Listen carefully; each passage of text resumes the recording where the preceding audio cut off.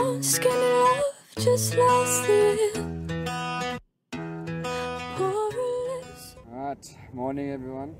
Hope you had some time to chill before the chaos hits again.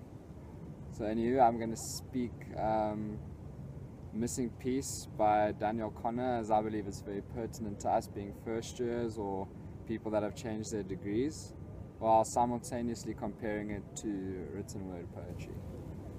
The piece mulls over how societal pressure has left us questioning our own selves, as well as meaninglessly following society's mold in an attempt to conform.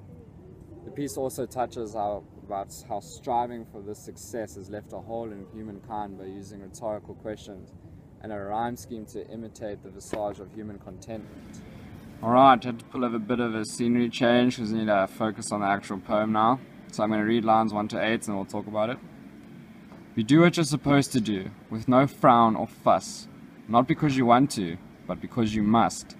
Day after day it's like routine. Don't have much to say, you only do the right thing.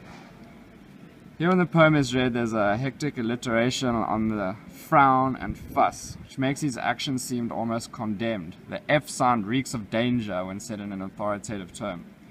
When I speak the poem, I put emphasis on a must, to tie in with the idea that there's no choice of freedom as mentioned above. Here it is clear that the meaning would be less likely to be noticed if the piece was merely read. Speaking, it helps to draw out the intrinsic detail through the use of tone and blunt pausing. In line 5 we have a repetition of day, with an emphasis on A being the poetic tool. It adds mediocrity and regularity to the routine that is clearly a dull trap which the author finds himself in. In a written poem, it would be instinctive to pause after line 7,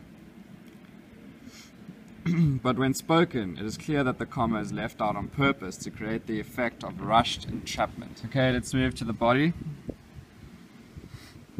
Soon you feel empty, but you don't know what it could be. You want no sympathy, but it's something you can't see. Everything used to make sense, but now you're lost in a maze. You feel so tense, and you pray for better days. Something just doesn't seem right. You look for an answer that's not there. You stay awake all night, but you feel like no one cares. It's right on your face, and you think it's safe, or should you forget? In the body of the piece, we're introduced to the theme of a missing piece. Line 9 describes that empty feeling, combined with a break in the rhyme scheme. When the poem is spoken, it is clear that the break can be emphasized by shifting the plosive function to the end of the word MT, thereby being more effective than written poetry at highlighting a disturbance. Interestingly, the poem is addressed to the reader. You and your are constantly used throughout the poem. Through increasing the pitch when we see these words, feelings of guilt and pressure can be evoked by the listener, thereby making it far more effective at captivating and including the audience than written poetry. Alright, so another important aspect of spoken poetry is the ability to use gestures like hand movements and even changes in facial expression. Words like tense in line 15 and pray in line 16 and look in line 18. Being able to use gestures, unlike written poetry, narrows the impossible interpretation of audiences, providing a more spotless interpretation of the overall meaning of the poem. Confused hand gestures can suggest panic or struggle, while composed facial features can suggest calm and tranquility. Lines 21 to 23, I'll read them for you again quick. It's right in your face, and you think it's safe, or should you forget? Brings another technique of spoken poetry into play. One can see, even in written poetry, that the lines are shorter. However, when spoken, the speaker can make use of speeding up the tempo, changing the tone, changing stance, gives the implied mood or meaning here.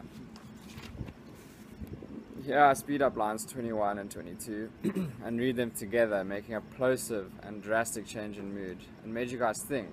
Shortly after that, I introduced line 23, an ultimatum, or should you forget.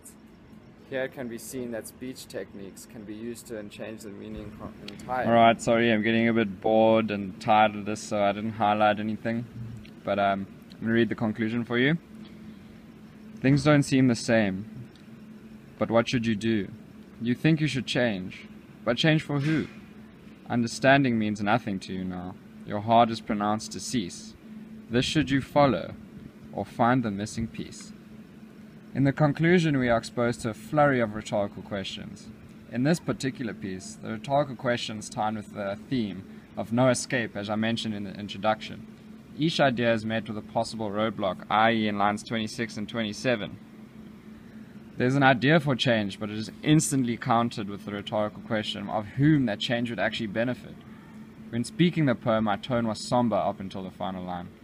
Here it is possible to read the final line optimistically or negatively, depending on your intention of the poem. Spoken poetry can therefore change the implied message of the poem, just by switching up the tone and overall attitude when faced with the final ultimatum. Well, that's that. It's easy to see that spoken word poetry is a far more effective way of conversing one's own personal opinions. It's where we draw the line on when the entire meaning of the poem becomes construed that must be argued. Okay, bye.